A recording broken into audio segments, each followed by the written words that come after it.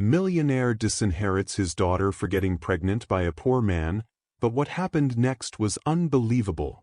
Arthur Vallois was a heavyweight name in Velmor, a city where luxury and power vied side by side to shape society. As the heir to a fortune amassed over generations, he carried a worldview marked by old and rigid values, where status and money were the passport to respect and admiration.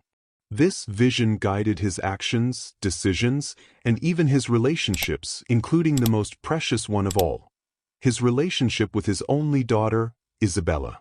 From a young age, Arthur was determined to expand the financial empire he inherited, investing in a variety of ventures, from high-end real estate to sophisticated restaurants and luxury stores.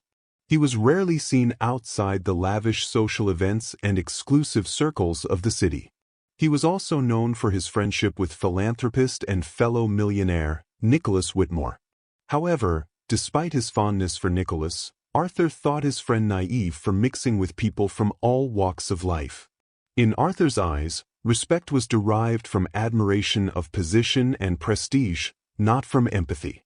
Isabella, however, was a different kind of young woman than her father expected. Raised in luxury and comfort but with a free spirit and empathetic gaze, she questioned the values around her.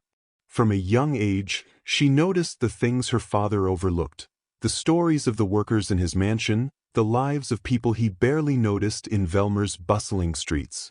She had always been attached to Arthur, respecting him deeply, but there was a subtle restlessness in her, a desire to see and experience life in a different, more authentic way. For years, Arthur had dedicated himself to molding Isabella into a worthy heir of the Vallois family, convinced that status was the guarantee of happiness. He enrolled her in the best schools, encouraged her to maintain friendships only with those in high positions, and invested in her education so she could master everything he deemed necessary to belong to the elite world. Isabella, in turn, followed her father respectfully, though she was silently uncomfortable with the cold, distant image he projected to the world. In those golden halls and formal events, Isabella always felt out of place. While she had friends from high society, none of these relationships felt deeply genuine. Superficial conversations, measured laughs, carefully chosen words to avoid crossing boundaries. Everything was calculated and filtered to maintain appearances. The life Arthur designed for Isabella was, after all, perfect in his eyes. Yet something inside her always longed for more, something Arthur perhaps could never understand.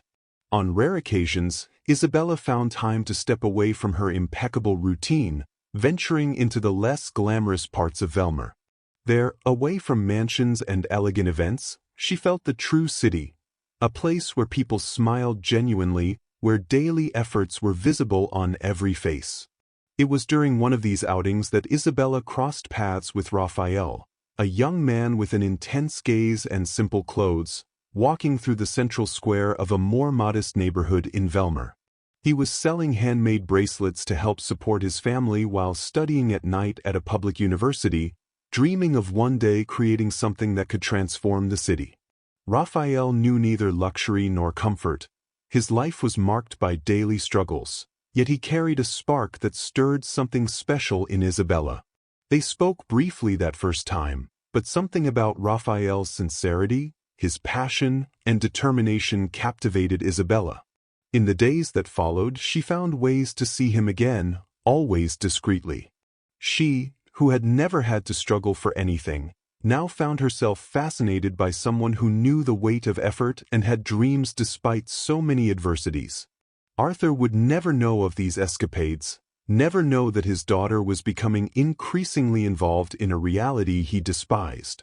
In his mind, Isabella was destined to marry someone of high standing, someone who could uphold the Vallois name and further elevate the family's prestige.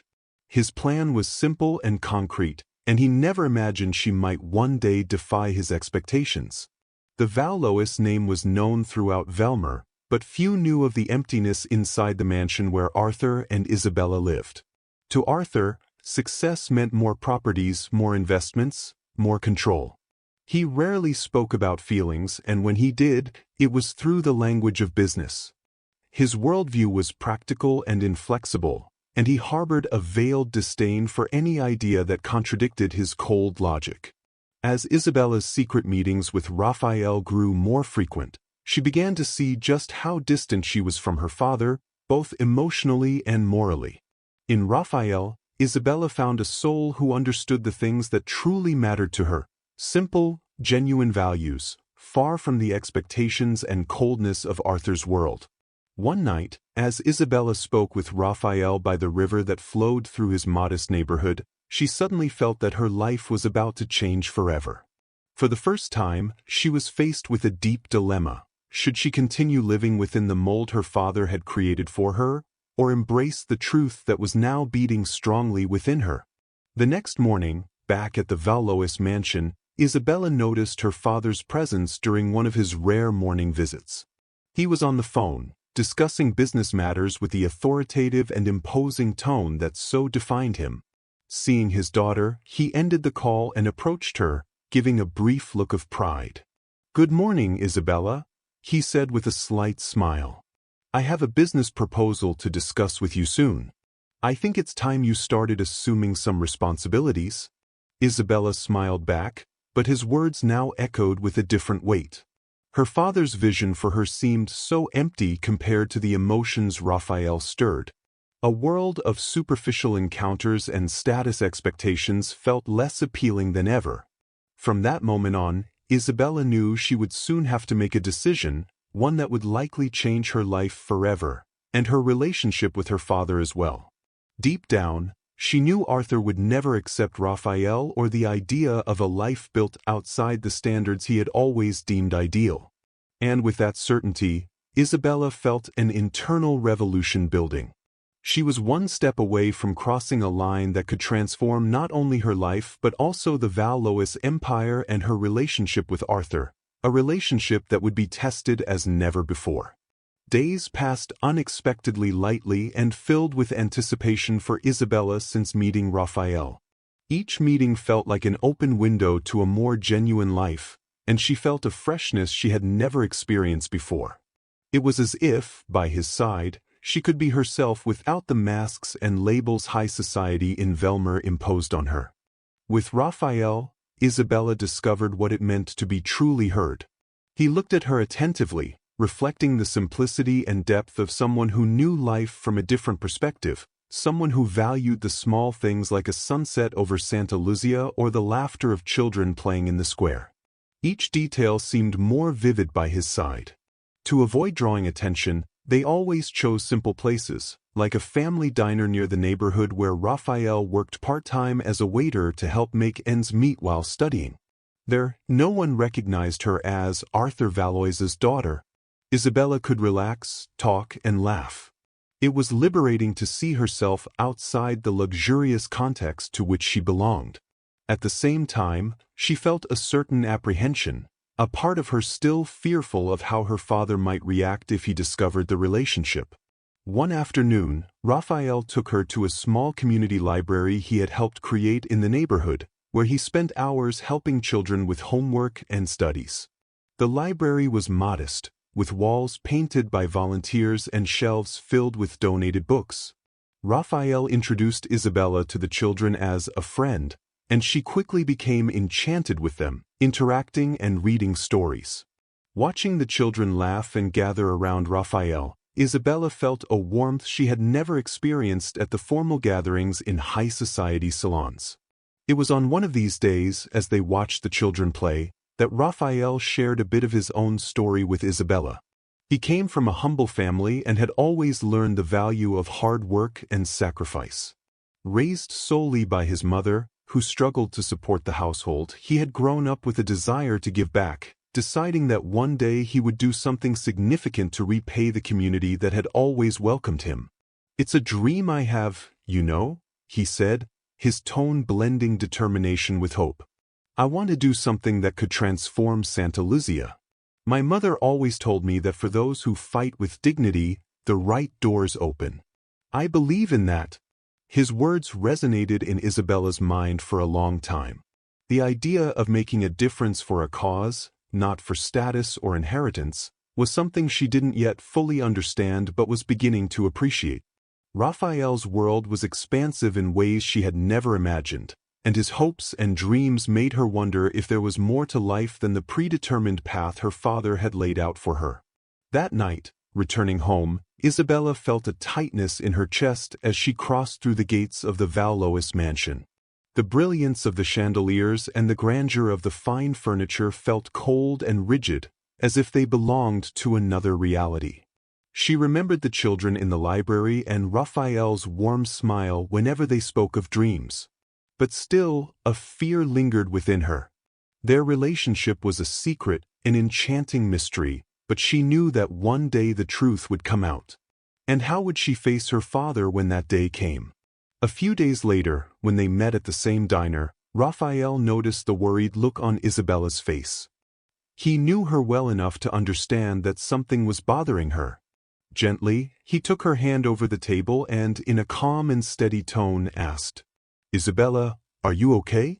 I can see that something's troubling you."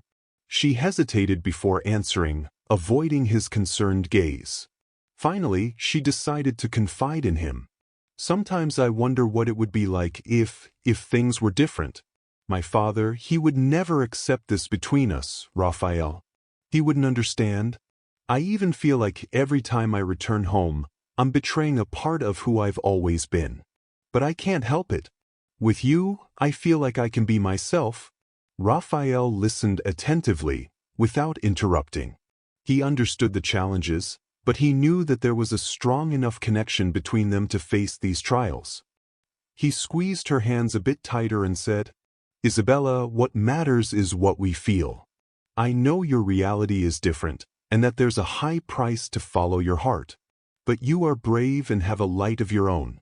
And if we're together now, it's because you also want something different for yourself." His words touched her deeply. For the first time, Isabella felt truly understood, seen by someone who looked beyond the perfect image that society projected onto her. He didn't see her as Arthur Vallois's daughter but as Isabella, just Isabella. Their meetings grew more frequent in the following weeks, and Isabella found herself increasingly captivated by Raphael's simplicity and kindness. He introduced her to his mother, who welcomed her warmly and without questions. Though she lived in modest conditions, Raphael's mother radiated a peace and joy for life that left an impression on Isabella. That night, she went to sleep with a smile on her face, feeling more a part of Raphael's world than of the mansion where she'd grown up. But all this remained a secret, a world hidden from Arthur's expectations as he continued to plan a grand future for his daughter. He knew nothing of the evenings she spent away, the conversations in Santa Lucia, or the smiles Raphael brought out in her. Arthur continued to shape Isabella according to his vision, unaware that she might one day choose a path other than the Vallois inheritance. And so, between two worlds, Isabella began to wonder if love and simplicity might not, after all, be worth more than all the luxury and respect that the Vallois name could offer. Though hesitant, she felt determined to continue living this love, even if it meant carrying a heavy secret. Deep down, she knew that the moment of truth would come and that she would have to face the consequences. For now, she embraced the feeling of freedom Raphael provided and let each encounter become more intense and genuine than the last. The days spent with Raphael, at the diner, the library, or simply walking through the streets of Santa Lucia, became her refuge. Each look, each shared laugh reminded her that, despite the weight of her family name, she could choose for herself what she wanted for her life. Yet this clandestine freedom came at a price, and Isabella knew she would soon have to pay for each stolen moment spent with the man she loved. Isabella knew she was living in a sort of limbo. Although she felt fulfilled with Raphael, a part of her couldn't ignore the growing tension at home. Arthur, increasingly impatient, insisted on discussing matters of inheritance and the family's future, expecting his daughter to follow the prestigious path he had envisioned. During a formal dinner, amid the ornate marble table covered with silverware, Arthur casually mentioned that a young businessman from Velmor was interested in meeting Isabella. He described the potential suitor with calculated coldness, mentioning his awards, family wealth, and political connections, as if making a business transaction rather than presenting a potential companion for his daughter. Isabella felt a knot in her stomach. The image of Raphael flooded her mind, and, for a moment, everything around her seemed to fade into a haze. It was as if the sophisticated setting, the sparkling crystals, and the ornate chandeliers were merely a barrier between her and the real world she desired. She took a deep breath and, with a racing heart, decided that she could no longer live hiding the truth. "Father, I need to tell you something," she said, her voice steady, though a slight tremor was detectable. Arthur looked at her for a moment, his face showing a mix of surprise and curiosity. "I'm pregnant." The silence in the room was immediate. Arthur's face went blank, as if his mind was struggling to process what he had just heard. His eyes narrowed, and he fixed his gaze on Isabella, searching for an explanation. "Pregnant?" he repeated, the word almost escaping like an insult. "And who is the father?" Isabella felt a crushing weight in her chest. Even though she had anticipated her father's reaction, nothing could have prepared her for the intensity of the moment. She swallowed hard before answering. "The father is Raphael. He's from Santa Lucia. We've been together for some time." Arthur turned pale. For a moment, he seemed disconnected, as if the ground had disappeared beneath his feet. Shock quickly gave way to a deep anger that spread across his face with frightening intensity. "Isabella, are you out of your mind?" His voice was cold, cutting. "Santa Lucia? This boy is nothing more than an opportunist. How could you even consider such an idea? You're tarnishing our family name, our legacy." Fighting to hold back tears, Isabella kept her gaze steady. Every word from Arthur felt like a knife to her heart, but she refused to back down. "He's not an opportunist, father," she replied, her voice trembling.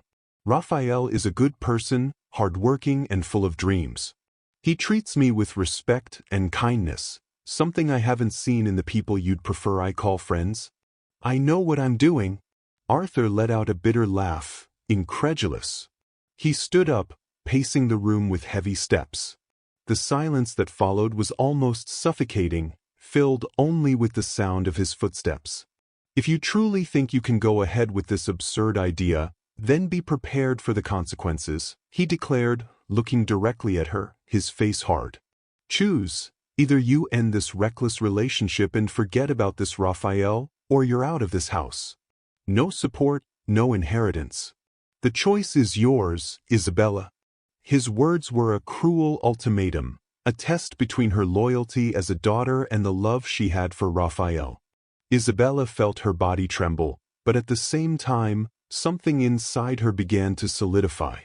Her entire life had been molded to fit the standards her father believed were right, but now, for the first time, she felt ready to make a decision without considering his expectations. "I choose Raphael," she said after a painful silence. Each word seemed to release the weight of years of obedience and sacrifice. She stood up, and for the first time, she felt she was truly her father's equal, facing him with an expression of calm and determination. Arthur was stunned, his anger bursting forth in a torrent of harsh words. "Then go. Don't come crying to me when that boy shows his true colors. And remember, without my help, you'll find that the real world is much harder than you imagine." Isabella turned without another word. The sound of her footsteps echoed through the mansion as she headed to her room to pack her things. Everything felt surreal, like a confusing dream where she was both frightened and at peace. Tears streamed down her face as she gathered clothes and personal items, feeling the weight of what had just happened. She knew she was leaving behind a life of comfort, but also a life of restrictions and expectations that had never made her truly happy. As she packed the last of her bags, she stopped for a moment and looked around the room. Every corner of the mansion held memories of a protected childhood, but also of a path carefully calculated, with no room for mistakes or weaknesses. When she finished, she headed to the mansion's door, trying not to think about what she was leaving behind. With her bags in hand and a broken heart, she walked out toward a new beginning. The night was cold, and a light drizzle began to fall, mingling with the tears she could no longer hold back. When she arrived in Santa Lucia, the small neighborhood where Raphael lived, Isabella was met with warmth that contrasted with the coldness of her departure. Raphael waited for her with a gentle smile, and as she saw him, she felt safe, as if the world around her had finally found its balance. "It's going to be okay," he murmured, holding her hand. "I'm here, Isabella. We'll build a life together our way." Those words, so simple, meant everything. It was as if, finally, she was free to live according to her heart. She knew the journey wouldn't be easy, that the financial support and security that the Vallois family represented would no longer be by her side. But looking into Raphael's eyes, she felt an inexplicable strength, a love that would be the foundation of the new life they were about to start. Isabella had no more doubts.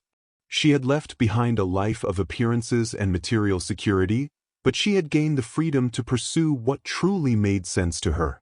And in that moment, by Raphael's side, Santa Lucia felt like the home she had always sought, a home built on love, not status.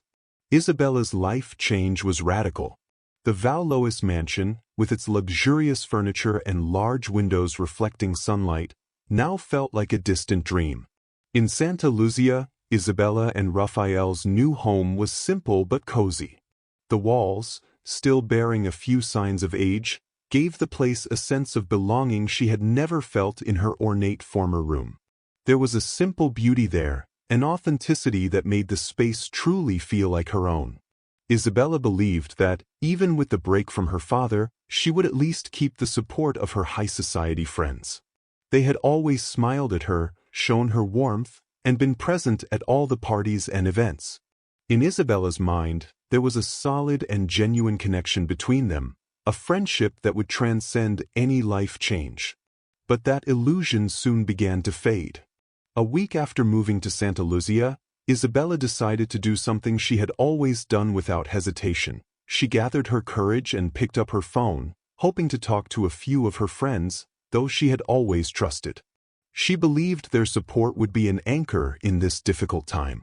After all, it didn't matter where she was, true affection should overcome any barrier, or at least that's what she believed. But reality proved harsher. When she called Camila, one of her closest friends, she was met with a cold and formal tone, completely different from the warm welcome of before. Isabella briefly explained her situation, leaving out the most difficult details, and expressed her wish to see her soon, as they used to. "Well, I'm not sure I'll be able to," Camila replied, with an evasive tone. "My week is packed, you know? And also, well, I don't know how to say this, but the news that you've been disinherited has spread around. I didn't know you were so serious about this relationship." Those words hit like a blow. Isabella tried to swallow the bitterness she felt, still in shock, but the pain of realizing how quickly their friendship had turned fragile was overwhelming. "Camila, I just wanted to talk," she insisted, but her friend's response was sharp. Maybe you should think about the choices you've made. Things are different now, and, well, not everyone understands. I have to go, but good luck, okay? Take care." Before she could respond, the call was cut off. Isabella stood there, holding the phone, trying to process what had just happened. It was as if Camila had become a stranger, a shadow of the warmth and support she once showed. That hurt more than Isabella wanted to admit. Attempts to reach out to other friends met with similar results. The replies varied between vaguely polite excuses and condescending advice. Each missed call and unanswered message were small cuts, painful reminders that the support she thought she had was, in truth, tied to a world of appearances. Gradually, Isabella understood that her choice had isolated her from a social network built on interests and convenience. Her decision to leave the Vallois fortune and live with Raphael in a modest neighborhood came at a price, and that price included the loss of a friendship she had, in her naivety, believed to be genuine. With a heavy heart, Isabella shared what had happened with Raphael that night. He listened patiently, and when she finished venting, he held her hand tenderly. Those friendships, Maybe they were never as real as you thought, he said gently. Now you're seeing who really matters. I know it hurts, but maybe this is the start of a freedom greater than you realize. Raphael's words soothed her heart, though the pain still lingered, throbbing. Isabella understood that her old life had been based on a fragile, superficial system, but it was hard to accept the void left by friendships that now seemed so distant. She began to adjust to her new life with Raphael, gradually embracing the simplicity of Santa Lucia. There were no luxuries, no grand events. But there was a different warmth. People smiled sincerely, greeted her like family, asked how she was, something she had never felt in the cold world of high society. It was during her second weekend in Santa Lucia that Isabella finally met Donna Marta, a neighbor who lived 2 houses down. Donna Marta was an older woman with gray hair pulled into a bun and bright, friendly eyes. When Isabella went out to pick up something at the small neighborhood market, Donna Marta approached her, smiling warmly. "You must be Isabella, right?" she asked, her voice welcoming. Isabella nodded, surprised by the woman's spontaneity. "Welcome to the neighborhood, my dear. I'm happy to see Raphael has brought such a lovely girl here. Don't feel alone. In Santa Lucia, we all look out for each other." Those words had a profound effect on Isabella. It was sincere, unpretentious warmth, something she had never heard from anyone in her old social circle. Donna Marta, with her simple and affectionate words, made Isabella feel seen in a way none of her old friends had. That night, when she was alone with Raphael, Isabella realized just how much her heart was changing. The pain of losing her wealthy friends was still heavy, but discovering these new, more genuine connections was like a balm that began healing her emotional wounds. "Raphael," she whispered, holding him close, "I think, for the first time, I'm understanding what it really means to live." Raphael smiled and held her gently.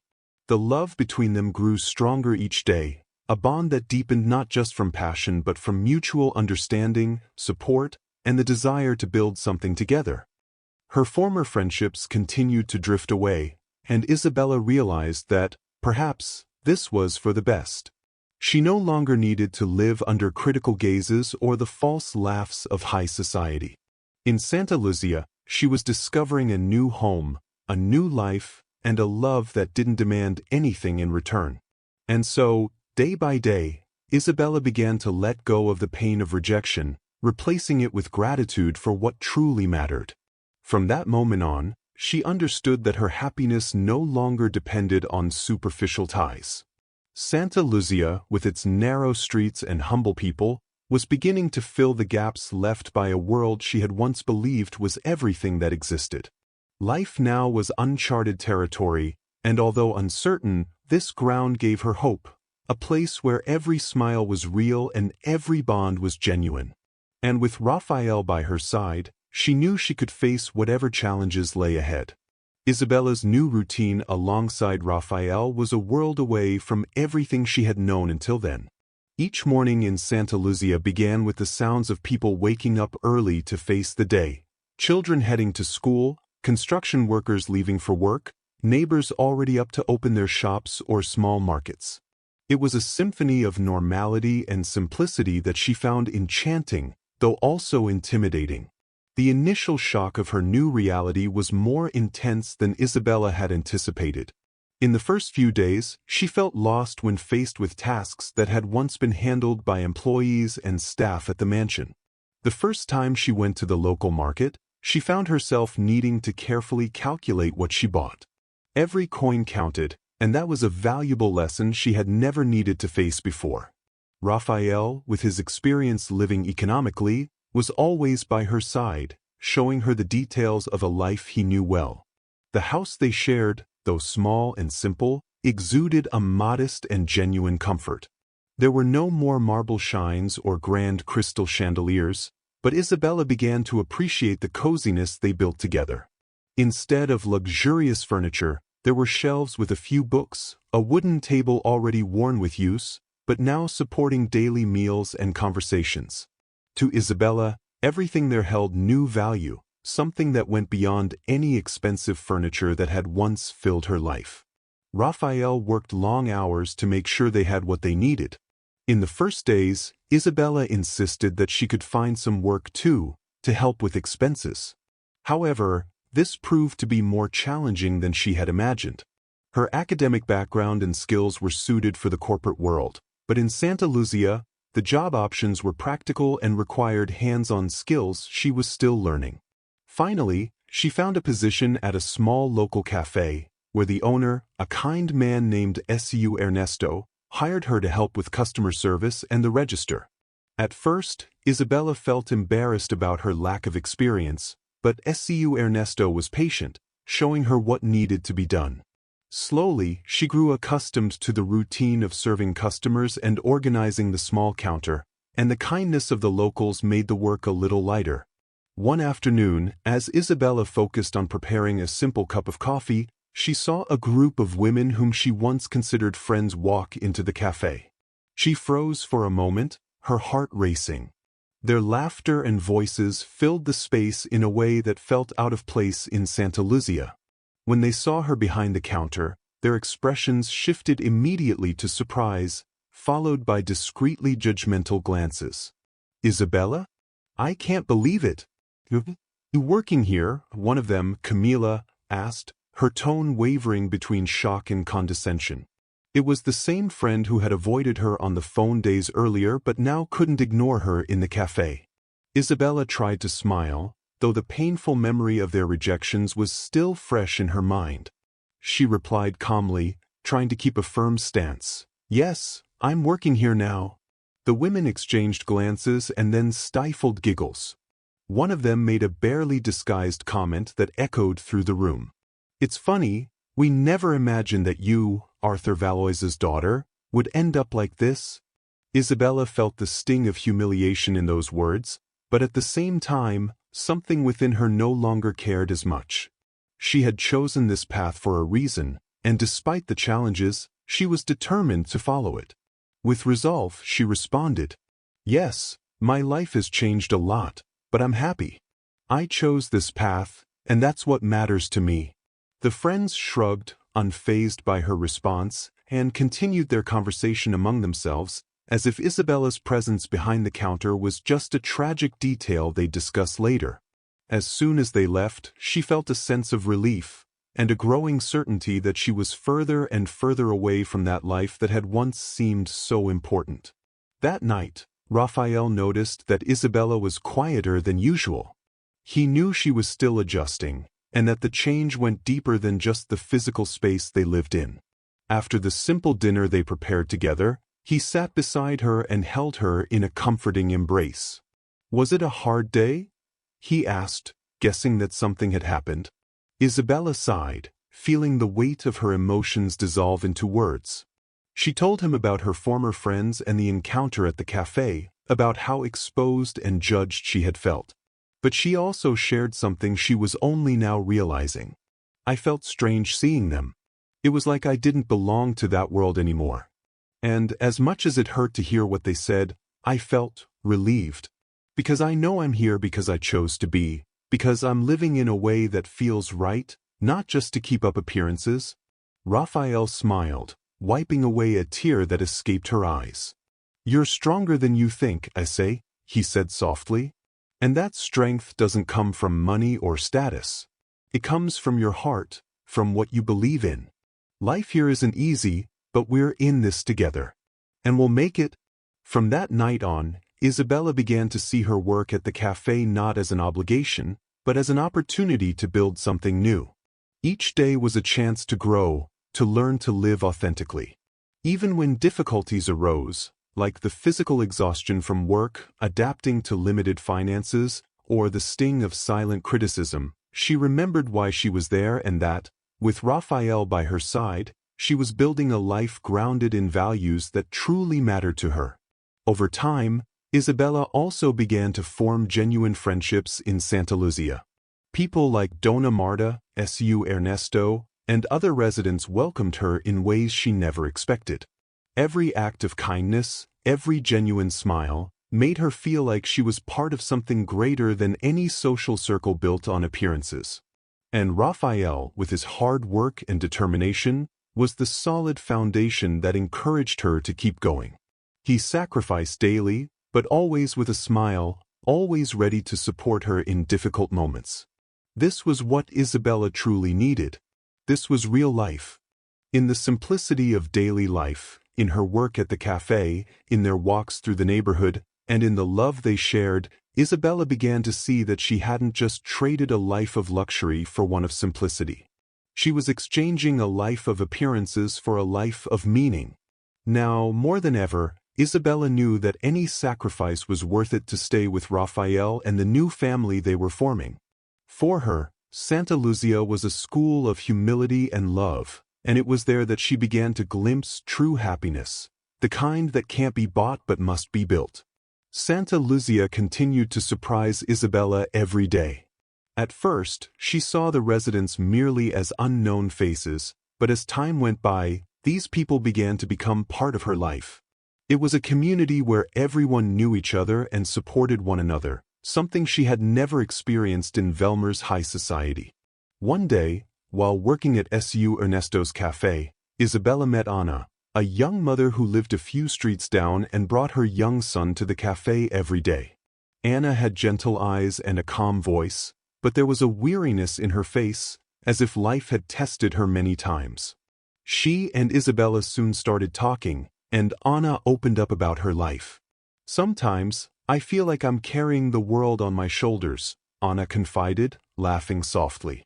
"My husband works in another city, and with little Enrique, things are even more challenging. But it's what life has given us, so we keep going." Isabella felt an immediate empathy for Anna. The daily struggles of the young mother seemed so far from the life she had known at the Vallois mansion, yet at the same time, Isabella admired her resilience and strength. Little by little, the two became friends, and Isabella offered to help care for Enrique whenever she could, which brought her even closer to the residents. And it wasn't just Anna whom Isabella encountered daily. Donna Marta, the elderly neighbor, would often stop by the cafe to greet her and offer a genuine good morning. There was also Carlos, a young mechanic from the neighborhood, who always stopped to say a few words and gave her an encouraging smile. Gradually, she felt at home, part of something bigger, a family united not by blood but by proximity and mutual support. Santa Lucia, with its cobblestone streets and simple houses, was the opposite of the world Arthur Vallois had planned for her. But the contrast, once frightening, now seemed the most natural thing in the world. Isabella began to understand that, while her father was surrounded by material wealth, here there was a different kind of wealth, one not found in vaults or bank accounts, but in relationships, in smiles, and in the genuine presence of people. That night, when Isabella returned home after a long day of work, she found Raphael waiting for her with a surprise. He had prepared a dinner with the little they had, a simple meal, but one made with love. When she walked in, tired and sore, she saw him setting plates on their makeshift table. The sight made her smile, and she realized that, despite everything, she was exactly where she wanted to be. "It's nothing fancy, but I thought a special dinner would be nice tonight," Raphael said, smiling shyly as he pulled out a chair for her. She smiled back and sat down, feeling the warmth of the love they shared, a love that didn't depend on luxuries but on small gestures and the unconditional support they always gave each other. Their conversation during dinner flowed naturally, and between laughs and stories, Raphael admitted he had something important to share. "I've been thinking about a project," he began, looking at her with a sparkle in his eyes. "Santa Lucia needs more opportunities, and I thought of something that could help the community." Isabella looked at him intently, curious to know more. "I want to create a platform to connect small entrepreneurs with local investors.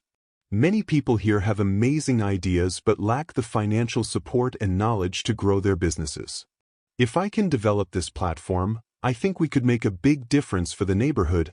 A wave of pride filled Isabella's heart.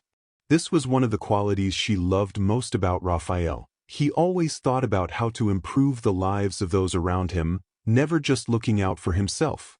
His heart was generous, and his mind was always focused on solutions and transformative ideas. "I think that's incredible, Raphael," she said, holding his hand. "Count on me for anything you need. I want to be by your side in this project because I believe in what you believe." From that moment, Isabella's life took on a new purpose. In addition to her work at the cafe, she began helping Raphael sketch ideas for the platform, connect with local merchants, and research ways to structure the project. Santa Lucia was becoming not only the place they lived but a shared mission, a home for building something that could benefit everyone. Over time, people in the neighborhood began to notice Isabella and Raphael's involvement in the community. They participated in small events, like local fairs, where they sold handmade goods and promoted the initiatives of the platform. The project was still in its early stages, but their determination and enthusiasm were evident, inspiring other residents to join them. One afternoon, while helping to organize a local fair, Isabella was overwhelmed by the kindness of the people around her. Donna Marta offered flowers to decorate the tables. Carlos, the mechanic, set up a booth for quick repairs, explaining he'd do all the work for free that afternoon as a way to contribute. Even SCU Ernesto, the cafe owner, showed up with a tray full of treats for them to offer visitors. The collective gesture was something Isabella had never thought possible. There, in Santa Lucia, she understood the true meaning of community. Everyone there had their own challenges and struggles, but they were always willing to lend a hand when needed. The fair was a success. People moved from stall to stall, buying local products, chatting, and sharing stories. And, for the first time, Isabella felt not just accepted but truly belonging to that place. She knew that if she ever needed support, everyone there would be by her side, just as she would be there for them. Later, seeing the bustling neighborhood filled with smiles and laughter echoing through the streets, Raphael looked at Isabella with shining eyes. "This is just the beginning," he said, holding her hand. "We're going to help Santa Lucia grow. We're going to give everyone here the chance to show the best they have to offer." She smiled and nodded, feeling more alive than ever. She had chosen this path by his side, and although it was challenging, she knew they were building something real. Looking at the familiar faces, at every smile and every kind gesture, she realized that Santa Lucia had truly become her home. As the months went by, Isabella's belly grew along with the anticipation of new life. Each morning, waking up beside Raphael, she felt a deep joy thinking that soon they would bring a new soul into the world, a soul representing the love and dreams they had built together in Santa Lucia. The pregnancy brought challenges and changes, but Isabella knew she was exactly where she wanted to be. The affection of the neighborhood residents continued to be a great support for Isabella. People came to SCU Ernesto's cafe just to ask about the baby, offer advice, and bring small gifts for the baby's arrival. Donna Marta prepared special soups and herbal teas that she claimed were good for Isabella's and the baby's health. Ana, her friend and mother to little Enrique, was a constant presence, helping her prepare for what lay ahead. Santa Lucia had become the family Isabella felt she had lost when she broke ties with Arthur. Every supportive gesture from her neighbors was a reminder of how essential these people were to her and how much the simplicity and kindness of the community were shaping her life. On a rainy morning, just before dawn, Isabella woke with a sharp pain. Raphael, lying beside her, immediately realized the long-awaited moment had arrived. "It's time, Raphael," she said, a mix of nervousness and joy on her face. With the help of Donna Marta and Ana, who quickly arrived upon hearing the news, Isabella was taken to the nearest hospital in Santa Lucia. The journey was a blur of emotions and anticipation. Raphael stayed by her side the whole time, holding her hand and calming her with gentle words as she endured the pains of labor. Every second, every breath brought them closer to the arrival of their child. After hours of waiting and effort, Isabella heard Leo's first cry. That soft, precious sound seemed to fill every empty space in her heart. She felt her body relax, and her eyes filled with tears as she saw her son for the first time, nestled in her arms. Raphael, beside her, looked at the baby with a sparkle in his eyes that Isabella would never forget. He gently held little Leo, and as she saw him in his father's arms, Isabella felt as if the world around them was finally complete. Leo was a symbol of their love, a new hope for the couple and the life they were building together. News of Leo's arrival spread quickly through Santa Lucia, and soon many people from the community came to the hospital to congratulate them and offer help. The small waiting room filled with familiar faces and warm smiles. The birth of Leo was a shared joy for everyone, as if the arrival of a new life brought hope and unity to the neighborhood. With tear-filled eyes, Dona Marta was one of the first to hold the baby. "This little boy is going to grow up with so much love," Dona Marta said as she gently rocked Leo. "Santa Lucia is your home now, Isabella. You have a family here." Dona Marta's words touched Isabella deeply. For the first time, she understood that the love she found here was genuine and unconditional. It was something that money and status could never provide. Leo had been born surrounded by people who truly loved him, who did not judge but welcomed him with open hearts. However, the absence of Arthur was still a shadow Isabella carried in her heart. Even though she had chosen to distance herself from him, she couldn't deny the longing and sadness that arose whenever she thought about how he was missing one of the most important moments of her life. Isabella wished, in some way, that her father could see how happy she was, how full and purposeful her life had become, even without the wealth and luxury he so valued. That night, as she watched Leo sleeping in the improvised crib Raphael had built, Isabella allowed herself to remember the days at the Vallois mansion. She thought of Arthur's expectations, the coldness of the house she once called home, and wondered if he would ever understand the choices she had made. Sensing her melancholy, Raphael approached and embraced her, whispering words of comfort. "I know you miss him," Raphael said with a gentle tone. "But know that we're building something real, Isabella. Leo will grow up surrounded by love and people who support him, and that's what truly matters." Isabella nodded, taking a deep breath and letting Raphael's words soothe her. She knew she had made the right choice. In Santa Lucia, she had found the family and home she had always sought, and now, with Leo by their side, she felt that the future was bright despite its uncertainties. As the weeks went by, Leo became the joy of the neighborhood. Everyone seemed enchanted by the baby, who was soon nicknamed Santa Lucia's little mascot. Every time Raphael and Isabella walked around the neighborhood with Leo, they were stopped by neighbors eager to hold the baby, play with him, or simply give a smile. Isabella had never imagined that life in a modest neighborhood could feel so complete, that she could find so much happiness in the simple gestures and people around her. Raphael, more dedicated than ever to his project of supporting local entrepreneurs, continued to be her partner and greatest support, and Isabella felt that together they were creating something not only for themselves but for the entire community. One quiet afternoon, as she sat with Dona Marta in the neighborhood square, watching Leo play on the grass, Isabella thought about how life had changed since the day she decided to leave the mansion and follow her heart. She remembered the doubts and fears that had haunted her, but now she saw that all the struggles and sacrifices had been worth it. "You found your place, Isabella," Dona Marta said with a serene smile. "You're one of us now. And Leo is a gift to all of us." Isabella smiled, deeply moved, silently grateful for every moment that had brought her here. She was finally at peace with her choices. Santa Lucia was more than just a neighborhood, it was the home where she was building a true life, where Leo would grow up surrounded by people who loved him, and where she and Raphael could keep dreaming together.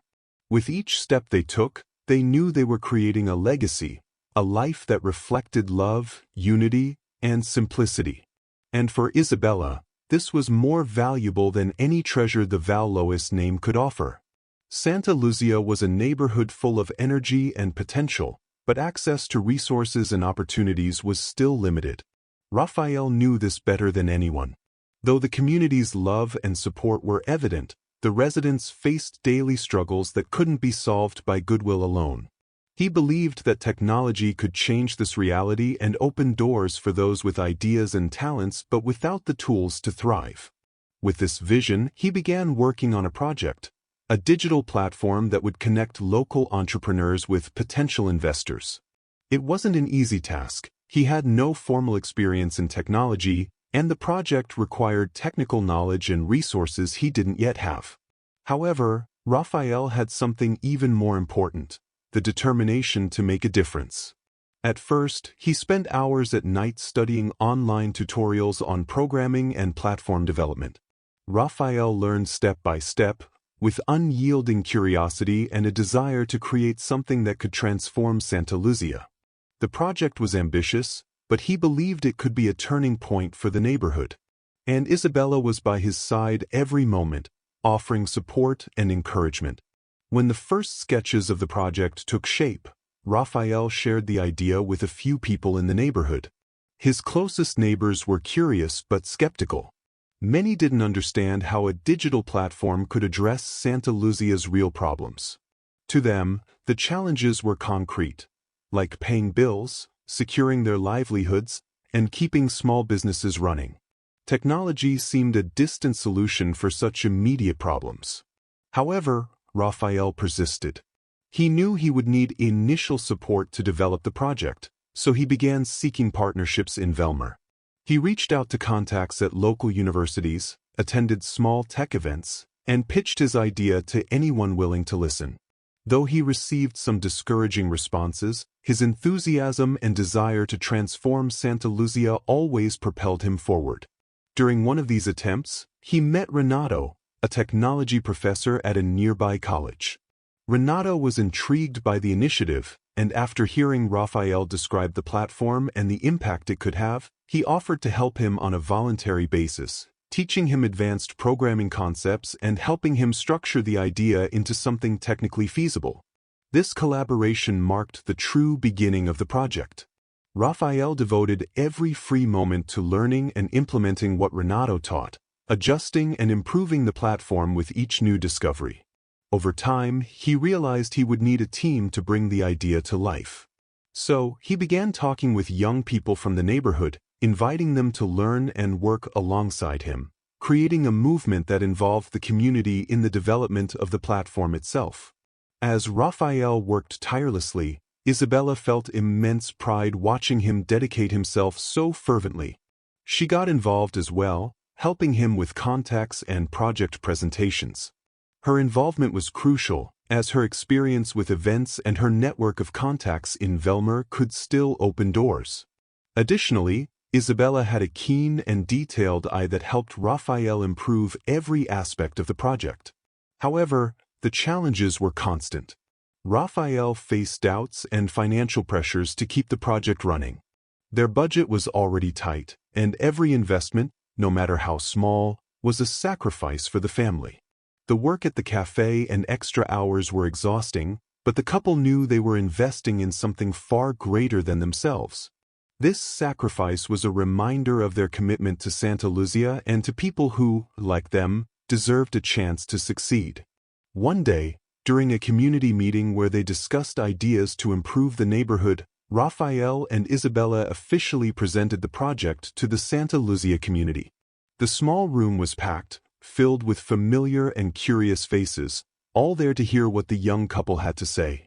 "This platform was created for you," Raphael began, his voice firm and excited.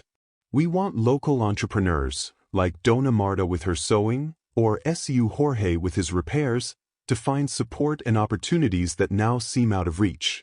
We're going to connect the talent and hard work of each of you with investors who can see the value in what we have to offer." Isabella also spoke, explaining that, in addition to connecting entrepreneurs with investors, the platform would offer free courses for those who wanted to learn more about finance, marketing, and other useful skills for growing their businesses. "We're here because we believe that Santa Lucia has abundant talent and strength. We want everyone to dream and, more than that, to achieve those dreams with the help of each other," Isabella said, her voice filled with emotion. The residents' enthusiasm was immediate. People like Dona Marta and Su Jorge, who often struggled to keep their businesses afloat, now saw a real opportunity for growth. Even those who had initially doubted the project began to recognize the positive impact it could bring. Some young people from the neighborhood volunteered to help Raphael and learn about programming, while more experienced residents offered ideas and suggestions. That night, after the meeting, Isabella and Raphael returned home with a sense of accomplishment they had never experienced before. They knew they were taking an important step, not only to transform the neighborhood but to strengthen their bond with the community. The following months were filled with hard work. Raphael continued to refine the platform with support from Renato and the young apprentices from Santa Lucia. Isabella took care of the administrative side, organizing the free courses and mobilizing investors. Each day was a small victory, another step toward the dream they shared. Their dedication and efforts did not go unnoticed. The people in the neighborhood mobilized to help, offering what they could. Some contributed their skills, others their resources, making the project even stronger. Santa Lucia was becoming not just a home for the couple, but a true extended family, where everyone contributed their talents and support for something bigger. Isabella and Raphael knew there was still a long road ahead, but the residents' support and enthusiasm for the project kept their energy and hope alive. For them, each day was an opportunity to strengthen the dream of seeing Santa Lucia grow and thrive, not just for Leo's future but for everyone who called this place home. Arthur Vallois was used to having the world at his feet. His decisions were respected and followed, his opinions were rarely questioned. However, after his split with Isabella, a silent discomfort began to creep into his daily life. He maintained his impenetrable facade and rigorous presence in business meetings, yet an inner restlessness gnawed at him, one he could not ignore. Isabella's absence had created a void in the Vallois mansion, a sense of emptiness that no luxury could fill. In moments of silence, Arthur found himself remembering his daughter's childhood, the time she ran through the gardens or laughed when he shared stories about the family business. He had always believed that by molding her for success, he was securing her future, protecting her from the hardships and uncertainties of the world. Yet her decision to leave the comfort of their wealth to be with Raphael had shaken him deeply. At social events, rumors and whispers about the rift between him and his daughter became unavoidable. Though his demeanor remained cold and resolute, Arthur couldn't ignore the discomfort. People speculated about Isabella's absence, and some even offered unsolicited advice about winning her back. But he didn't want to listen. He felt betrayed, disrespected, and clung to this resentment like armor to shield him from the real pain. The only person who dared confront Arthur honestly was his longtime friend, Nicholas Whitmore. Known for his more humanitarian outlook and willingness to help others, Nicholas often asked questions that probed the most sensitive parts of Arthur. And while Arthur respected Nicholas, there was a growing tension between them, a clash of values that became increasingly apparent.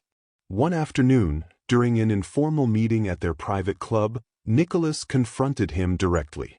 Arthur had commented, with pride and defensiveness, that he did not regret his stance with Isabella and believed he had acted for her own good.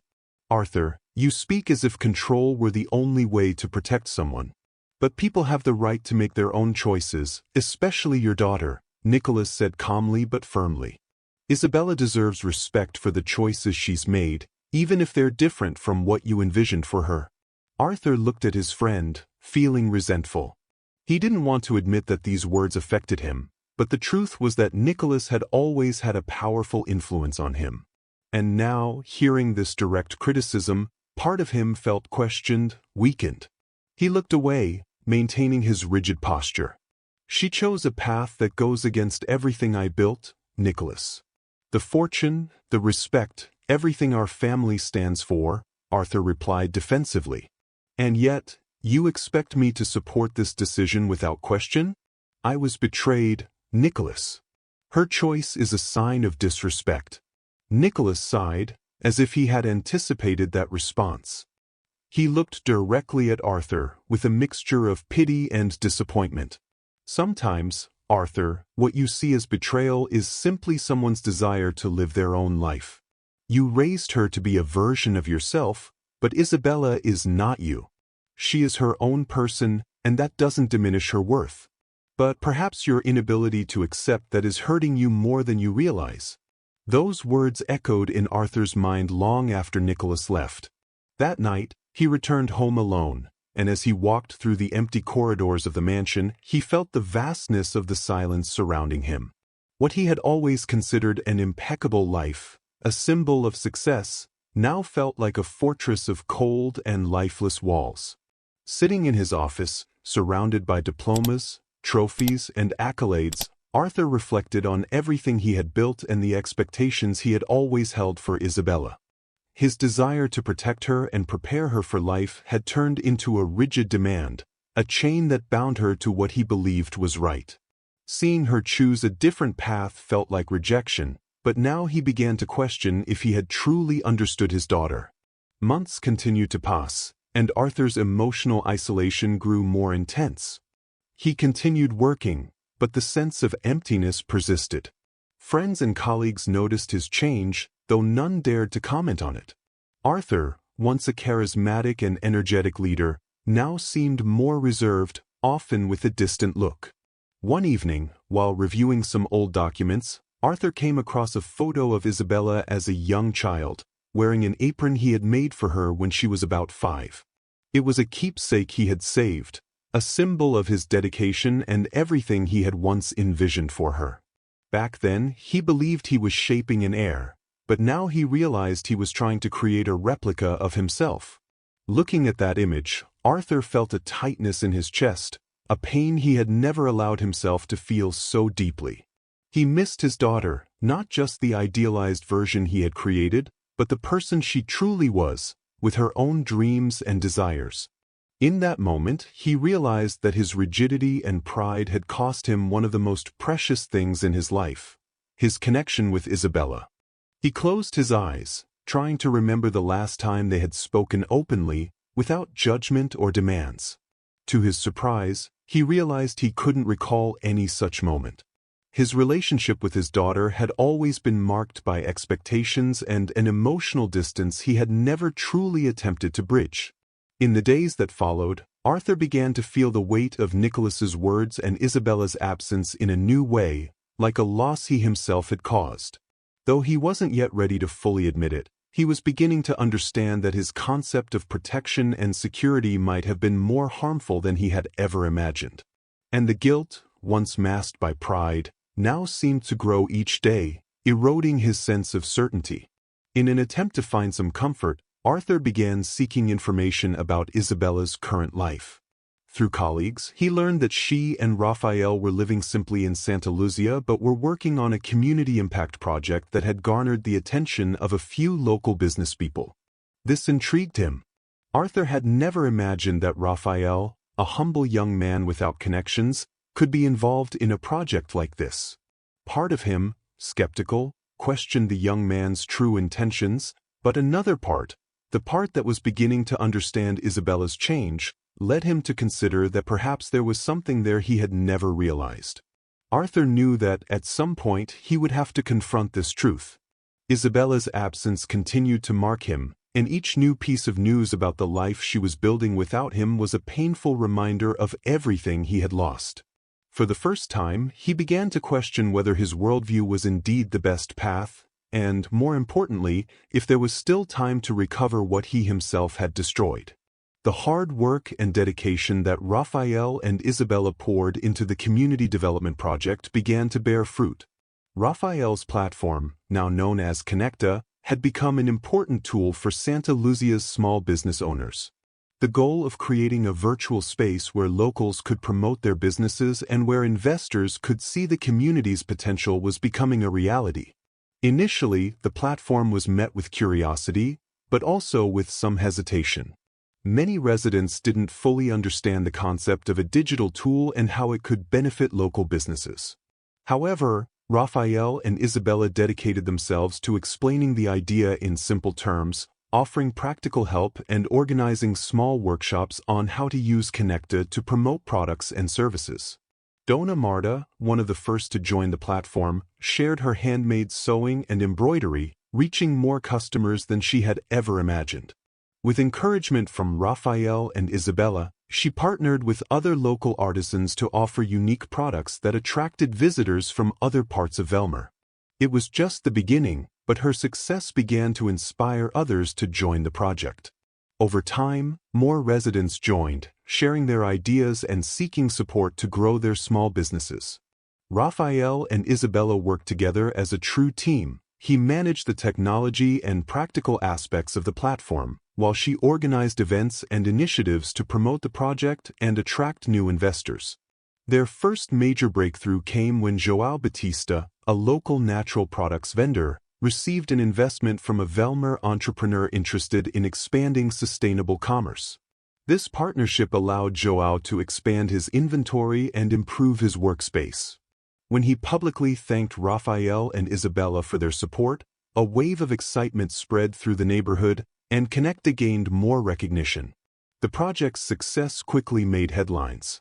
Small news portals in Velmor published articles about Connecta's impact on the Santa Luzia community. The platform's success piqued the interest of a few businesspeople and investors who, in the past, would never have considered the neighborhood as an opportunity. Raphael was moved to realize that their hard work was finally gaining attention.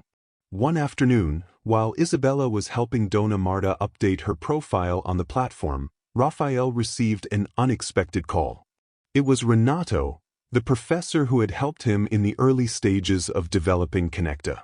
He had exciting news. The project had been selected for a technology and innovation fair set to take place in Velmor in the coming weeks.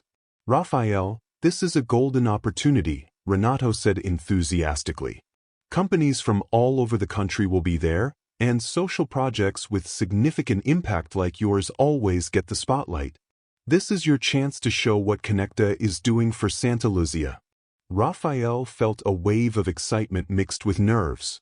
The idea of presenting his work at a large-scale event thrilled him, but it also made him anxious.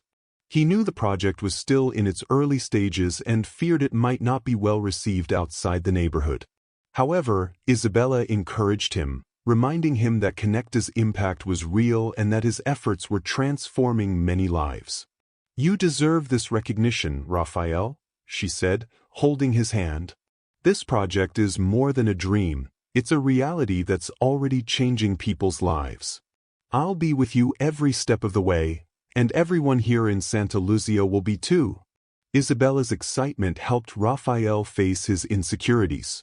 He began preparing for the fair with dedication, organizing a detailed presentation of the platform, including stories from residents who had already benefited from Connecta. He worked day and night, going over every detail to ensure he showcased the project's value in the best possible way. Finally, the day of the fair arrived. Raphael and Isabella headed to the Velmor Convention Center where the event would be held. The venue was packed with technology booths, showcasing innovations ranging from robotics to environmental and social solutions. Raphael felt intimidated by the scale and sophistication of many exhibitors, but when he looked at Isabella by his side, he remembered why he had started Connecta, to give a fair chance to those who had been overlooked by the system. When his presentation slot arrived, Raphael took a deep breath and stepped onto the stage. The audience was filled with investors, entrepreneurs, and curious onlookers, and Raphael felt the weight of their expectations. However, as he began talking about the origins of the project and the impact it was having on the lives of Santa Luzia residents, his confidence grew. Isabella watched him with an encouraging smile, her presence a constant reminder of the support and love they shared. Raphael shared stories of Dona Marta, João Batista, and other residents who had found new hope in expanding their businesses and improving their lives through Connecta. He explained how the platform offered personalized support and attracted investors interested in local and sustainable businesses. To his surprise, the presentation was met with enthusiasm. Many people approached him afterward, asking questions and expressing interest in learning more about Connecta.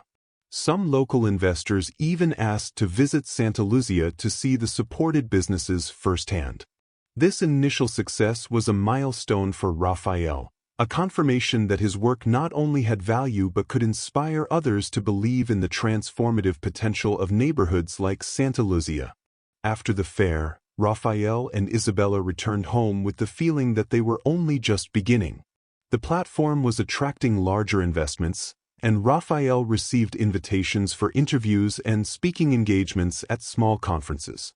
Santa Lucia, once just a modest and forgotten neighborhood, was beginning to gain recognition in Velmor as a symbol of transformation and resilience. The community celebrated with the couple. Donna Marta organized a small event in the neighborhood to congratulate Raphael and Isabella, and the residents showered the couple with words of support and gratitude. Every smile, every hug, and every word of encouragement was fuel for them to continue working on Connecta. They knew that the journey was only beginning and that each step they took was laying the foundation for Santa Lucia's future. Isabella and Raphael were finally seeing the fruits of their dedication and sacrifice, and it was just the beginning of something much greater. Now, more than ever, they knew they were building not just a digital platform but a bridge that connected dreams with opportunities, a bridge that was making a new reality possible for everyone who called Santa Lucia home. The success of the Connecta project did not go unnoticed by Arthur. He had heard from one of his contacts in high society that his daughter, Isabella, was involved in a social impact project in Santa Lucia. The news took him by surprise, especially when he discovered that Raphael, the young man he had scorned and dismissed, was behind the initiative. Initially, Arthur ignored the information, assuming that interest in Connecta would fade quickly. However, the name of the project continued to come up in conversations, events, and even in local business publications. Each time he heard about Connecta and the positive impact it was creating in Velmor, Arthur felt a mix of pride and resentment. The anger he'd felt the day Isabella revealed her life choices was still there, but it was now tempered by a growing curiosity. The truth was he missed his daughter. Every day, her absence felt heavier, a void that neither business nor prestige could fill. One day, upon seeing a news article about Connecta's success on a Velmor economy website, Arthur made an impulsive decision. He decided he would go to Santa Lucia to find Isabella. He wasn't entirely sure what he was looking for. Perhaps he just wanted to see up close what she and Raphael were building, to try and understand why she had chosen that path. Maybe, deep down, he was searching for some form of reconciliation. Arriving in the neighborhood was an unexpected experience for Arthur. He hadn't visited Santa Lucia in years, and as he drove through the modest streets and small houses, he felt a strange discomfort. It was a world far removed from the one he was used to, and the contrast was a stark reminder of the choices Isabella had made. Parking near the cafe where he knew she worked, his heart beat faster than he wanted to admit. Arthur entered the cafe, a simple and welcoming place filled with the aroma of fresh coffee and baked goods. Some customers glanced at him, noting his imposing presence and rigid demeanor, but he ignored their looks, scanning the room for Isabella. When he saw her behind the counter, talking animatedly with a customer, he felt a mixture of pride and sadness. There was his daughter, immersed in a life he had never imagined for her. Isabella froze momentarily when she saw him. She hadn't expected to find him there, and her father's sudden presence stirred up emotions she had tried to keep buried. She took a deep breath, trying to control her surprise and tension, but she couldn't deny that seeing him brought back memories of a distant life. "Arthur," she said hesitantly, calling him by his name for the first time, a sign of the distance that now existed between them. "Isabella," he replied, his tone cold and formal. "We need to talk." Isabella nodded, and they left the cafe, walking to a nearby park. They sat on a bench under the shade of a tree, the silence between them heavy with unspoken feelings. Arthur studied her, noticing the brightness in her eyes and the calm expression on her face, so different from the daughter he had left at the mansion months ago. "It seems you're doing well here," he began, his voice laced with irony and a hint of bitterness. "I am," Isabella replied without hesitation. "I've built a true life, a life that brings me happiness." Arthur sighed, crossing his arms defensively. "You left everything behind. The family, the comfort, the future I planned for you. And for what? To live a life of hardships?" Isabella looked at him, sensing the pain behind his words but feeling that he still didn't understand the value of her choices. "Father, I chose freedom. I chose to live a life that I built myself. Santa Lucia gave me the chance to be who I am, without masks, without the weight of expectations. Here, I'm accepted for who I am, not for what I own." Arthur fell silent, looking away. Her words affected him more than he cared to admit. Seeing his daughter so secure and determined shook his certainties, as if everything he had always believed was being challenged. "And Raphael?" he asked, with a hint of disdain still in his tone. "Is he really everything you believe?" Isabella felt the sting in her father's tone but kept her composure. "Raphael is the man I love, and he supports me, encourages me to be better. He's built something extraordinary with the Connecta project, something you've heard about, or you wouldn't be here. He's an honorable man, father. And above all, he respects me in a way you may never have understood." Her words hit Arthur like an avalanche. He had always thought he was protecting her by keeping Raphael at a distance, but now he realized that this decision had only driven them further apart. The pain of rejection and wounded pride made it hard for him to admit he might have been wrong. There was a long pause, during which Arthur seemed to struggle with his emotions. Finally he spoke, his voice softer, almost vulnerable. "I miss you, Isabella." Isabella looked at him, surprised, but didn't let the moment shake her.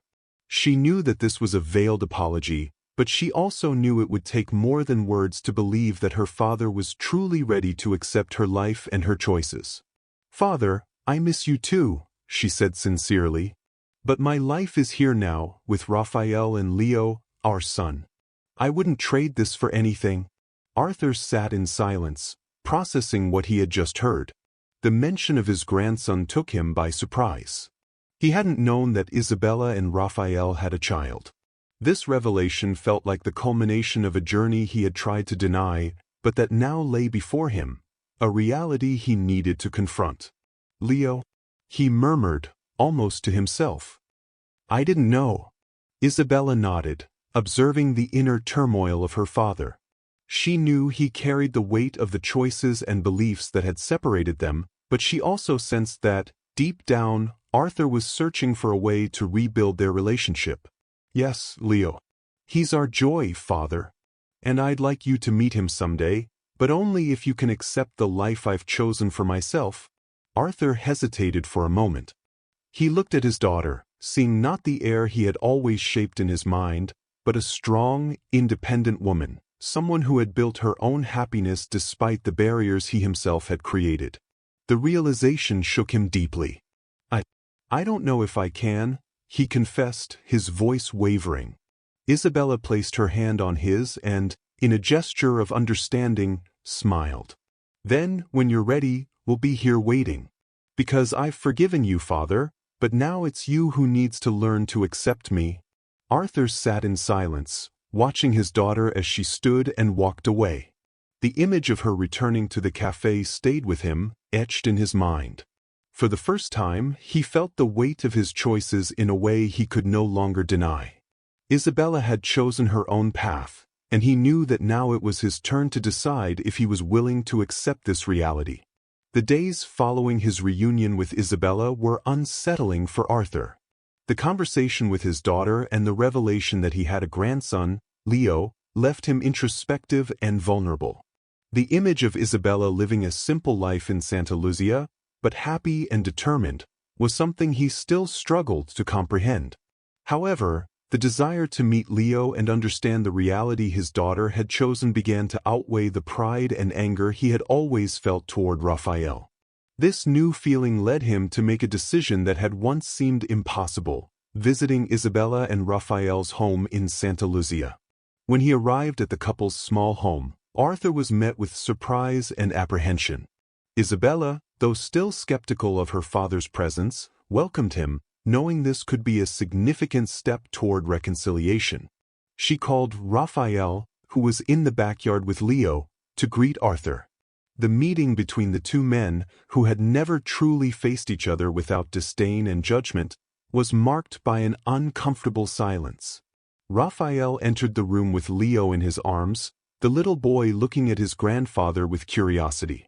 Seeing his grandson for the first time, something within Arthur softened. The child gazed back at him with a mix of innocence and fascination, without any judgment or prejudice. Leo was a part of Isabella and, at the same time, a connection to a future that Arthur had never allowed himself to envision. "This is Leo, father," Isabella said with a tender smile. "Your grandson."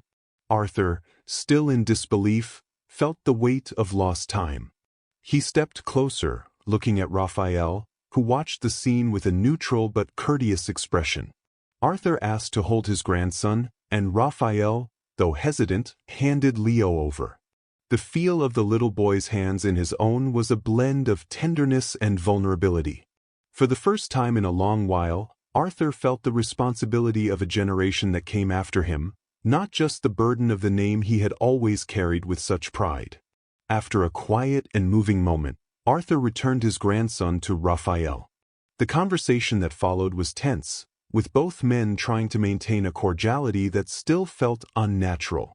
"I've heard a lot about your project, Raphael," Arthur began, his voice tinged with both respect and uncertainty.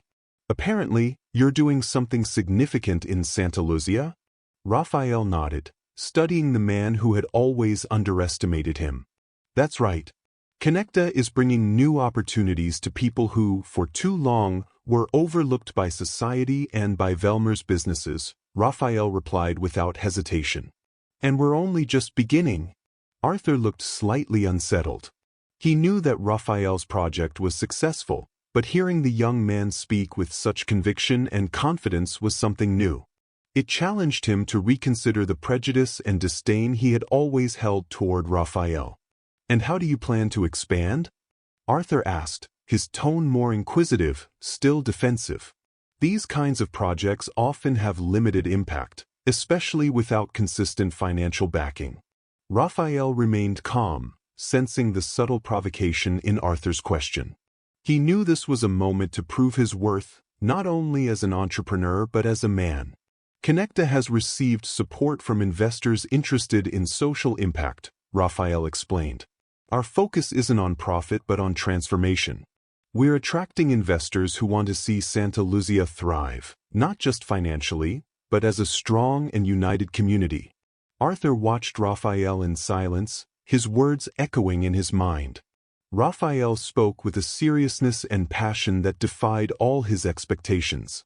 There was integrity in his words, something he couldn't ignore, even if he wanted to. Raphael was not the opportunist Arthur had always imagined. He was a man with a clear vision, someone fighting for something greater than himself. Isabella, who had been following the conversation attentively, felt immense pride for her husband. She knew how much Raphael had dedicated himself to the project, how many sacrifices he had made to get to this point, and seeing her father finally recognize his worth was something she had never imagined witnessing. "This impact is visible, Arthur," Isabella said, breaking the silence. "You can see the difference Connecta is making in Santa Lucia. People here are starting to believe in themselves, to dream again. And Raphael, he's the leader this community needed."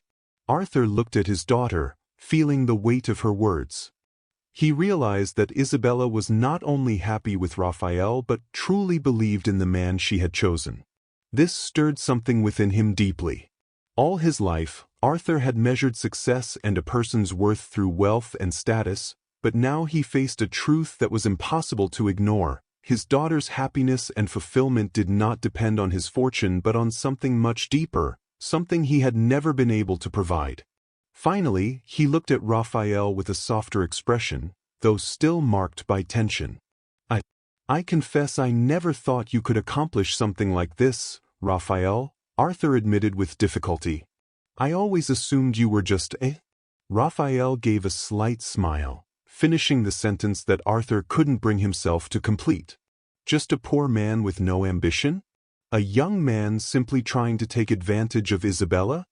Arthur nodded, a look of shame crossing his face, something he had never expected to show. He knew that at this moment, honesty was the least he could offer. "Yes. That's exactly what I thought, perhaps even worse. I was wrong, he confessed sincerely. I didn't realize there was value beyond what I know, beyond what I always considered essential. But it seems you're building something that truly deserves recognition. Raphael took a deep breath, sensing the sincerity in Arthur's voice. Although the words were difficult, he knew this was a moment of growth, a chance for both of them to put the past behind them and, perhaps, rebuild something better. Connecta is just the beginning, Arthur, Raphael said calmly. But if you're willing, you're welcome to follow our progress closely. I want Leo to grow up knowing that his grandfather is also part of what we're building. Arthur looked at Raphael, surprised and moved by the young man's generosity.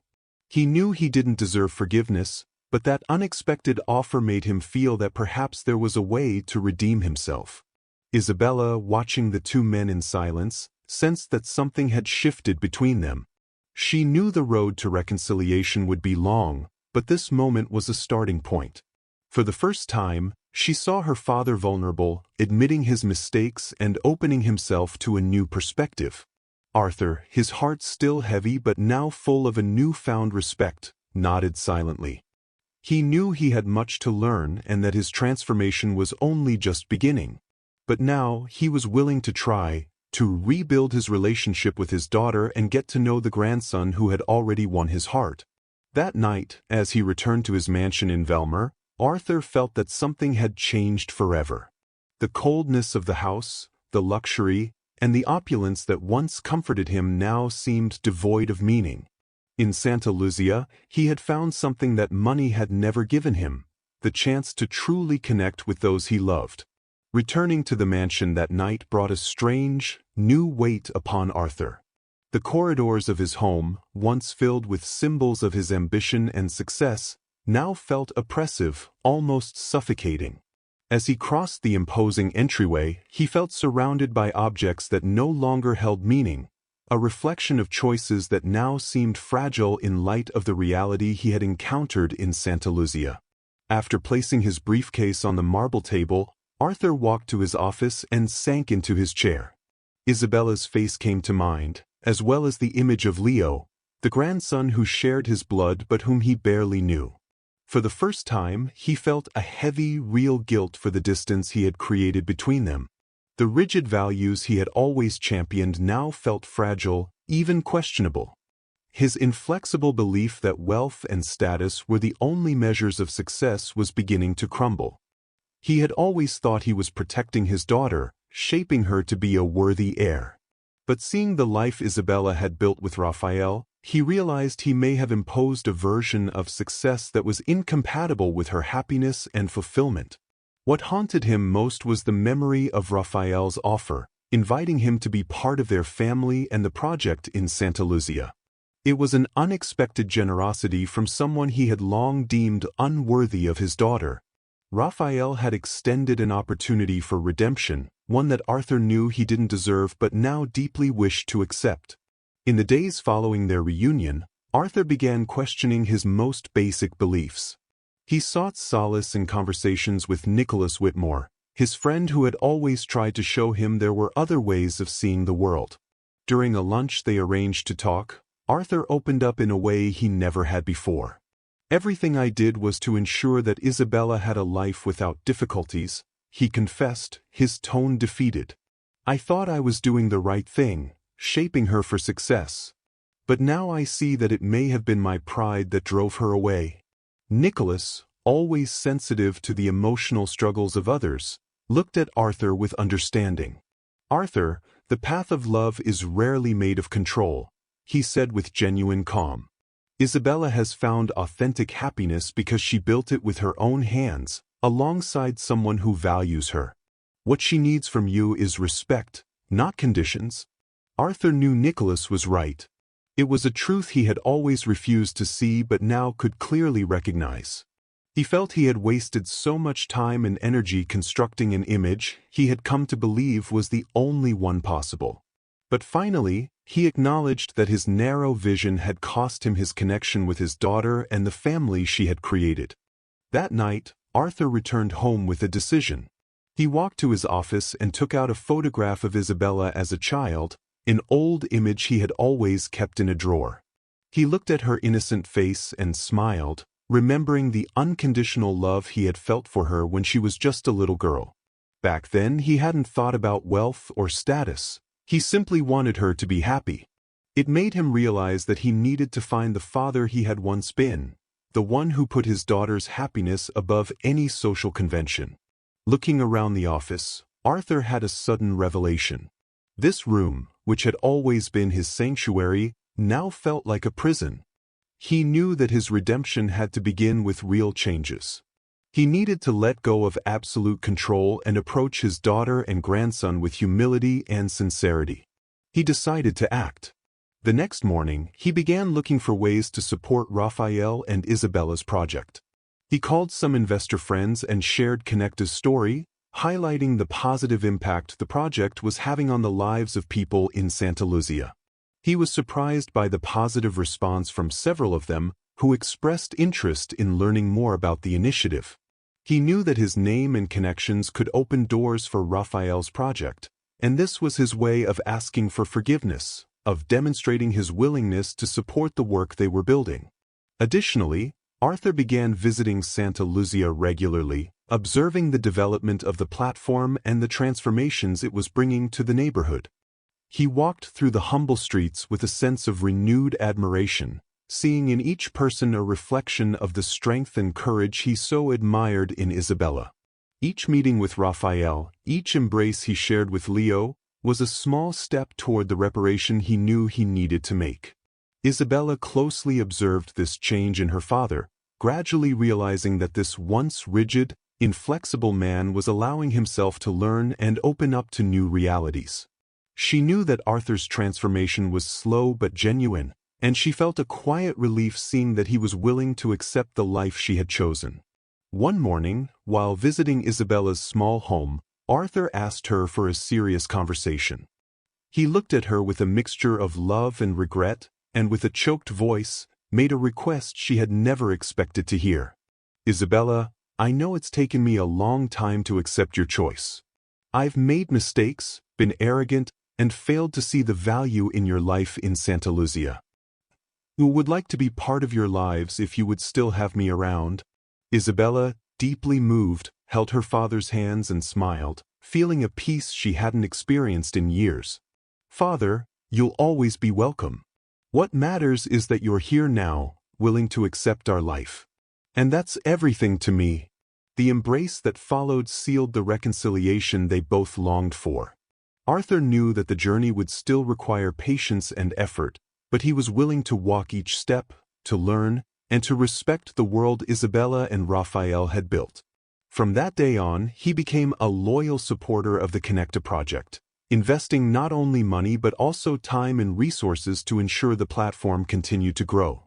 He involved himself with the residents, getting to know each face and story, beginning to understand the value that had always been there but that he had been unable to see. Santa Lucia, a neighborhood he had once scorned, had now become a symbol of his transformation and his learning. Gradually, Arthur found the peace he had long sought, alongside his daughter, his grandson, and the new family he had chosen to respect. Arthur's days in Santa Lucia became increasingly frequent.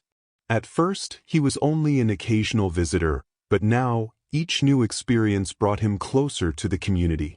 He spent mornings in Connecta's small makeshift office, helping Raphael and Isabella establish new contacts and plan the project's expansion. It was an activity that brought him a satisfaction that, surprisingly, went beyond any business he had ever managed. Arthur's presence in the neighborhood was initially met with surprise. Many residents knew of his reputation in Velmor and his wealth, so they didn't expect to see him walking the simple streets of Santa Lucia or attending community meetings. But Arthur, with his renewed commitment and unexpected humility, soon earned the trust of the people. He made a point of listening to each story, understanding the needs and challenges faced by local small business owners. It was during one of these meetings that he met Mr. Jorge, a cobbler with a small shop on the corner of the neighborhood. Mr. Jorge, an older man with calloused hands and eyes full of stories, initially regarded Arthur with skepticism, but upon sensing his genuine interest, he allowed himself to share his struggles and dreams. The conversation extended, and Arthur left the shop with a newfound understanding of life in Santa Lucia and the daily battles its residents faced. "I didn't think someone like you would care about us," Mr. Jorge confessed, offering a slight smile as Arthur shook his hand before leaving. "We all have something to learn from one another," Arthur replied with a sincerity he hadn't realized he possessed before knowing Santa Lucia. These daily interactions were helping Arthur rediscover a humanity he had lost in the cold world of business. Connecta's achievements, now supported by investors and expanding into neighboring areas, were the result of teamwork, a collaboration among people who shared the dream of transforming their lives. At the same time, Arthur was becoming an important figure for Leo, who saw his grandfather as a new, curious presence. The bond between them grew with each encounter, and Arthur found himself watching his grandson with admiration and affection, imagining what it would be like to see him grow up in an environment filled with love and real values. The boy, with his innocence and spontaneity, seemed always eager to see him, and with each of Leo's smiles, Arthur felt that the lost time was slowly being recovered. The reconciliation between Arthur and Raphael was also a work in progress. Although there were still moments of tension, both were committed to leaving the past behind. Raphael recognized Arthur's sincere effort to support the project and help the community, and while the resentment couldn't disappear overnight, he acknowledged the change in his father-in-law and respected the path he was walking. One afternoon, while discussing new strategies for Connecta, Arthur invited Raphael for a private conversation. They sat at a table under a tree in the central square, where they could hear the buzz of children playing and street vendors calling out their goods. "Raphael, I want to thank you," Arthur began, his expression serious but calm. "Thank you for giving me the chance to be part of Isabella and Leo's lives. And thank you for showing me a world I had never understood." Raphael observed him in silence, taking in the words. He knew that this admission reflected a profound transformation, and with a nod, he replied, "Thank you for making the effort to be here, Arthur. Not everyone would have the courage to change and admit their mistakes. I know how much this means to Isabella and Leo." Arthur nodded, feeling a peace he hadn't felt in a long time. That conversation, marked by sincerity, was a symbolic closure to the cycle of regret and redemption he had long sought. He knew there was still a road ahead, but he felt he was on the right path, connected with his family and the community in a genuine way. The following days brought more successes for the project and for Arthur's relationship with the residents. He continued to get involved, offering advice and even small investments to those who needed help expanding their ventures. With each success and each grateful smile from the residents, Arthur felt he was regaining something money could never buy, the genuine respect and gratitude of people he had once overlooked. One morning, while walking the streets of Santa Lucia alongside Isabella, Arthur felt the need to share with his daughter what he was feeling. They stopped in front of the small cafe where she worked, and as he looked around at the warm surroundings, he said, "Isabella, today I understand what you were seeking when you left home. It wasn't an escape as I thought. It was a desire to live something real, something that truly matters." Isabella, her eyes welling with emotion, held her father's hand. "That's exactly it. And now, you're part of this reality, this life we've built together." The embrace that followed was confirmation that, finally, they were both at peace. Arthur no longer needed to control every detail or bear the weight of pride and resistance. He was there as a father, a grandfather, and a member of a community that had taught him the true value of life. Connecta continued to thrive, and together, Arthur, Raphael, and Isabella worked to expand the project to new neighborhoods, helping others find the same support and hope that Santa Lucia had experienced. The journey had transformed not only Arthur but also the entire community, who now saw in him an ally, a person who recognized the value of people beyond titles and wealth, a person with an open heart, ready to learn. Santa Lucia, a modest neighborhood filled with struggles, had become Arthur's true home. There, alongside his daughter, grandson, and Raphael, he had finally found the peace and happiness he had sought for so many years. As the years passed, Santa Lucia blossomed into a revitalized, thriving neighborhood. The Connecta project had grown beyond Raphael and Isabella's expectations, becoming a model in Velmor for social impact initiatives and local entrepreneurship. Several nearby neighborhoods had drawn inspiration from Santa Lucia's story, and Connecta became a replicable model throughout the city, offering courses, mentorship, and financial support for small business owners. Arthur, now a respected and beloved figure in Santa Lucia, became an essential part of this legacy. The community had witnessed his transformation, and his constant presence, helping and supporting those he once overlooked, was living proof that the true worth of people lay in their actions, not their possessions. To Leo, who was growing up with his grandparents close by, Santa Lucia had always been a warm and welcoming home where he learned about empathy, collaboration, and respect. Each day brought new lessons, and he looked up to his parents and grandfather as living examples of courage and commitment to others. Arthur became his confidant and mentor, and Leo often accompanied him on walks through the neighborhood and meetings at Connecta, where they both assisted new members in finding support and opportunities. For Isabella and Raphael, they remained the solid foundation of the project. They continued to lead Connecta without losing their genuine connection to the community. Isabella organized community fairs, training workshops, and events that strengthened the bond among residents, while Raphael, always creative and driven, sought new ways to expand the platform's reach, ensuring more people had the chance to transform their lives. One day, during a local fair, Arthur, now older, watched the familiar faces around him. He saw children playing, families working together, and entrepreneurs proudly selling their products. A sense of belonging embraced him, and he finally understood what he had always missed in his former life: the real value of unity and respect. In a moment of reflection, Arthur gathered Isabella, Raphael, and Leo by his side and, with a heart full of emotion, shared a profound wish with them. "I want this project to go beyond Santa Lucia, for this unity and strength to spread throughout the city and inspire others to support each other. You all have shown me the true value of life, and I hope this legacy lives on for future generations." Isabella smiled, holding her father's hand, moved by his words. She knew how much that acknowledgement meant to him and to everyone present, and she felt grateful that they had found a path of reconciliation and growth together. With a voice filled with determination, Raphael agreed. "That's always been our dream, Arthur. To create something that impacts lives and transforms realities.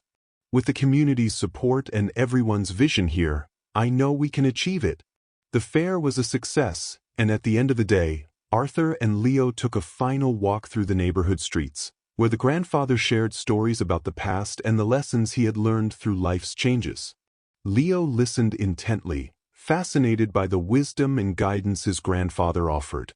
"Always remember, Leo," Arthur said, stopping to look his grandson in the eyes, "the wealth we build within ourselves is what truly matters. And our connections with others are the greatest treasures we can have." Those words left a lasting impression on Leo, who understood that his grandfather was leaving him a legacy that went beyond material inheritance.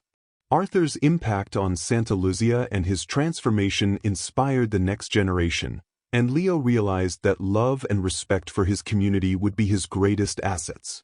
The following years were filled with progress. Connecta continued to grow, becoming a foundation that expanded its support to other cities, always committed to preserving the essence of its mission, valuing every individual and providing opportunities for all to thrive. Santa Lucia, the neighborhood where it all began, became a symbol of hope and resilience for all of Velmor. At the end of his life, Arthur had the privilege of seeing what he, Isabella, Raphael, and all of Santa Lucia had built together. He departed with the certainty that he was leaving behind a legacy of unity and empathy, a legacy that would inspire many generations. For Isabella and Raphael, Arthur's transformation was a testament to the power of love and understanding to change even the most rigid minds. And for Leo, that humble, welcoming neighborhood was the home that had taught him values he would carry with him for life. Santa Lucia had flourished, and Arthur's journey, which began with pride and resistance, had ended in humility and peace. In the end, he had become not only a father and grandfather but also a true part of the community, an example that everyone, regardless of their past, has the capacity for transformation and for creating bonds of love and respect. Did you enjoy the story? Subscribe to the channel so you don't miss the next episodes and discover how this and other stories are connected here in Velmor. Leave a like and comment to let me know what you think.